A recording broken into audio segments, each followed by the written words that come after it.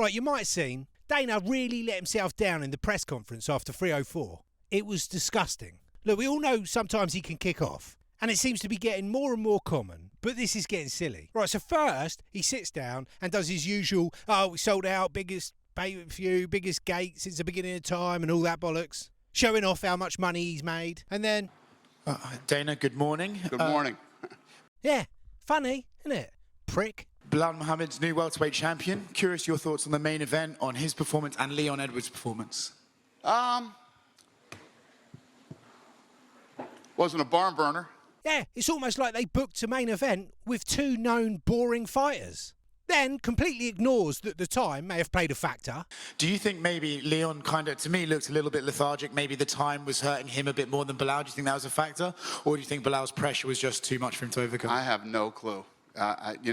You're going to have to ask Leon how he felt and what was going on. And when he's asked about the performance of his new champion, this is the best that he could muster up. Bilal, I know Bilal's been training with Habib, so his performance was, what you would expect. Wow.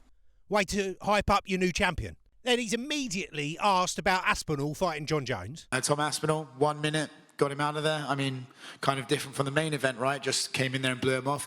Do you think that John Jones fight is getting bigger and bigger?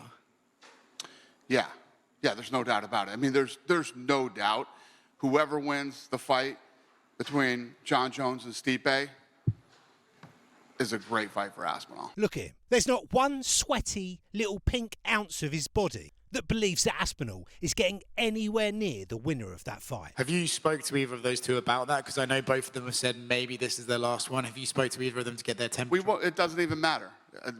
Whatever's going to happen when they fight is going to happen, and we'll go from there. Right. So John Jones and Stipe are both retiring. Got it. Every time you get on a press conference, the fighters manage to get you to up the bonuses. Do you think there's an argument that maybe you should just up them to... I think tonight showed that we should not, no. Upping them doesn't change anything. It doesn't make anybody fight any harder. It doesn't change anything. I'm not doing this again. Well, first off, 100K isn't even really enough, is it? The bonuses have been 50K for the last 2 decades, you twat. Let's face it, he wastes more than that on a hand of blackjack on a Wednesday. 304's pay-per-view was 6.7 million, not including pay-per-view, you greedy animal. He's all angry about it. 2 of the 3 headliners were finishes. What do you want? Blaming fighters for not being reckless, where if they get a couple of losses in a row, they could be cut. The card was okay. They can't all be UFC 300. And considering the 2 fighters that he picked for the main event, it was probably the most exciting version of that fight that could have happened. Ever. Today was the last day that I'm doing that, yeah. I'm not saying that in the future the bonuses couldn't get up, but I'm not going to be at a press conference and say 200, 300, fucking never again. Never again. So you can thank everybody on this card for that. No, you fat prick. You can't blame them. Sitting there, shitting on the whole card. Blaming fighters when the card was at 4 a.m. in the morning. Damn, dude. Yeah. Nobody fought any harder. There was no sense of urgency. Holy shit, I want the 100,000. 3 a.m. 7 straight. Who gives a fuck? It's fucking 7 o'clock in Vegas, so. So what? It's snowy in Antarctica. What the fuck's that got to do with anything? Whatever. Yeah. Never again. Okay, and last... 7 straight fucking decisions. Yeah. The 100,000 was a real big fucking woohoo. Let's get it, boys. Fuck that shit. Never again. What a horrible man. Yeah, they need to perform their absolute best.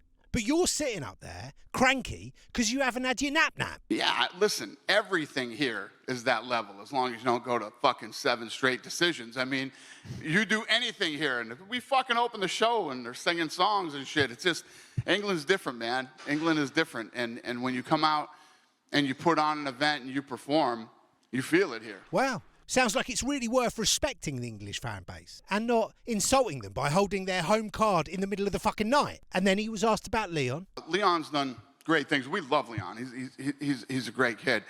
Let him rest, relax. He looked flat tonight. Again, he hasn't been out here yet, right? Yeah. I mean, you guys are going to have to ask him what happened, and then I'll read about it while I'm flying home. What could possibly have happened? Flat, you say? No idea what could have caused that. Then he went on another one of his rants about John Jones that didn't even really answer the reporter's question. Then, after complimenting Aspinall through gritted teeth, he was asked about Pereira. Final one for me, just away from this card, Alex Pereira has been looming over the heavyweight division. He wants to move to the heavyweight division, and he hasn't been looming over the heavyweight division. People have been saying he should go to the heavyweight division. He did call out the heavyweight champs he wanted to fight after UFC 300, I believe, and he stepped up for you guys so much this year. Is that something that you'd love to see at some point? Maybe not necessarily the next fight for him. Look at him. Weren't we just talking about Tom Aspinall? Talking about Tom Aspinall, yeah. Greatest ever? So maybe Pereira versus Aspinall at some point. Powerful, agility, speed. So you think he should move up and you think he should fight Tom Aspinall? He's so fucking done with this shit, isn't he? I'm sure it's a dream fight that you've seen on the internet yourself. I mean, Jones, you got any more questions for me? Jesus Christ, he doesn't do well on little sleep, does he? But those athletes better perform. There was more. He sacked Makayev. He was having a go at all the reporters. But you get the idea. Look, I know Canelo booked for the same weekend as the Sphere. And the two boring fighters had a bit of a boring fight. And he knows we can all see through the John Jones bollocks. And everyone hates slap fighting. But cheer up, Dana. I really hope he's not falling out of love with this. He can be good, he can be bad. But he is a massive part of making the UFC work. So I really hope he pulls his head out of his ass. Have a good night. Anyway, if you like this video, give us a sub, check out this playlist of recent bangers. I'll see you next time.